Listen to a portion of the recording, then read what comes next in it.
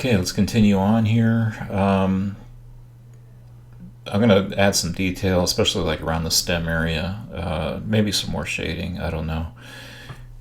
But one thing I want to touch on is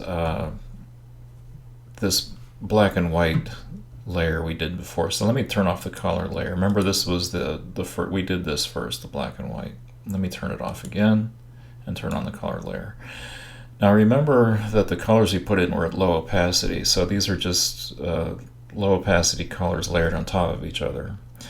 So they're in some ways transparent. So what I'm going to do is I'm going to turn on the black and white drawing we did earlier. So remember, the black and white drawing is underneath our color. So here I'm going to turn on the black and white, and you see how it darkens just a little bit? That's pretty cool, isn't it?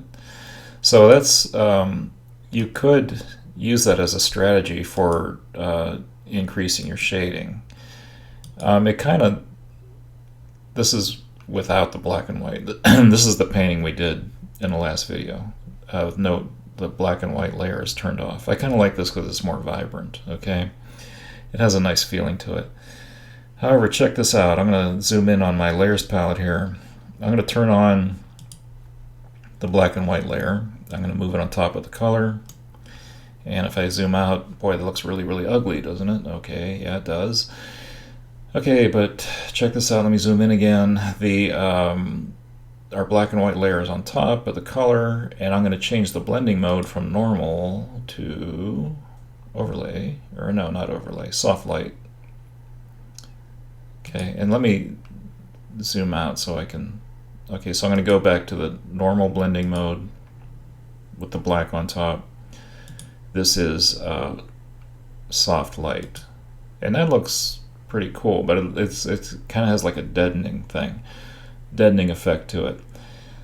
So check out my layers palette again. I got black and white on top of color. I got the blending mode as a soft light. Let me crank down the opacity of this layer to like maybe 30 or so.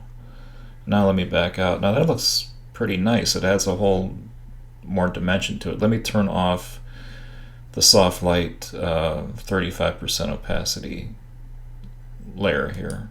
It just gives a little subtle kick to it, and I really like that a lot. But for this exercise, I might just continue to shade this, but I don't know. I'll see. But that's what I wanted to show you in this video. The previous video went way too long, so I'm going to cut this one short. We'll come back and we'll add some details to our painting.